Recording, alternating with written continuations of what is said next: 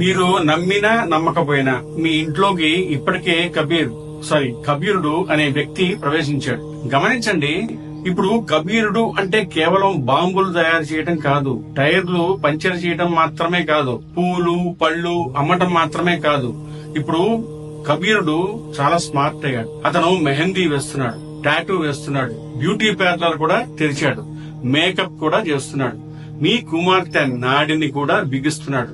ఒకసారి ఆలోచించండి, మీరు పెళ్లిళ్లలో దక్షిణ బాగా తీసుకుంటారని పండితుల్ని అన్నేసి మాటలంటారే, అదే పండితులు మీ ఇంటి మహిళలకు స్వయంగా తిలకం కూడా పెట్టరే, వరుడి చేత మాత్రమే పెట్టిస్తారే. ఎందుకని? అది వరుడి సొత్తు కాబట్టి, మన ధర్మశాస్త్రం అందుకు ఒప్పుకోదు కాబట్టి. అలాంటిది ఈ రోజుల్లో ప్రతి పెళ్లిలో ఆడపిల్లకి చీర కట్టించడం కోసం బయట వ్యక్తులని అద్దెకు తెచ్చుకుంటున్నారు. వధువుని ఇంటికి కాకుండా నేరుగా పార్లర్ కి పిలుస్తున్నారు. ఇప్పుడు ఏ శుభకార్యమైనా సరే చీర కట్టడం నుంచి మెహందీ, సెలూన్, టాటూ వరకు అన్ని పురుషులు చేస్తున్నారు. ఆ పురుషులు ఎవరో మీకు తెలుసా? వాడే కబీరుడు.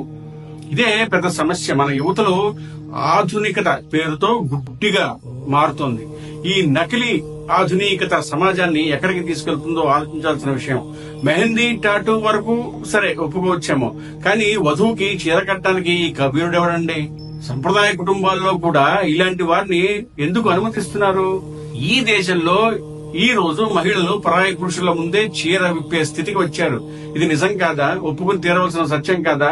ఈ రోజు మహిళలు జిమ్లలో మాత్రమే కాదు, ఇళ్లలో కూడా ఆర్టిస్టుల పేరుతో, డిజైనర్ల పేరుతో, టాటూల పేరుతో పరాయి పురుషులకి చోటిస్తున్నారు. దీని ఆధునికత అంటారా? మన విలువలు, మన సంస్కారం, మన సంస్కృతి ఏమైపోయినట్టు? చచ్చిపోయిందా?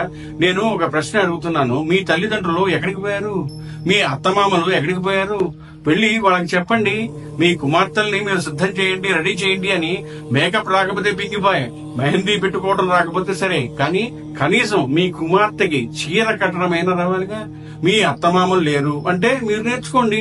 ఒక తండ్రి తన కుమార్తెను సిద్ధం చేస్తే అందులో తప్పేమైనా ఉందా? ఇప్పటికే బంగ్లా, అస్సాం, మేఘాలయ, మణిపూర్ బార్డర్స్ మూసేసిన తర్వాత చాలా మంది రోహింగ్యాలు మన ఊళ్ళలోకి చొరబడుతున్నారు.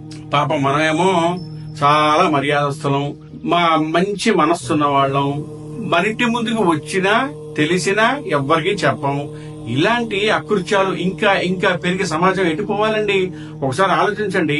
ఉమ్మి వేసిన పూలని, పళ్ళని కొనద్దురా బాబు అని నెత్తి నోరు కొట్టుకొని చెప్తున్నా సరే, ఇంకా మార్కెట్ కి నెక్కర్లు వేసుకుని మరీ వెళ్లి కొనుక్కొస్తున్నారే. అవి భగవంతుడు స్వీకరిస్తాడా లేదా అనేది మనకు అనవసరం.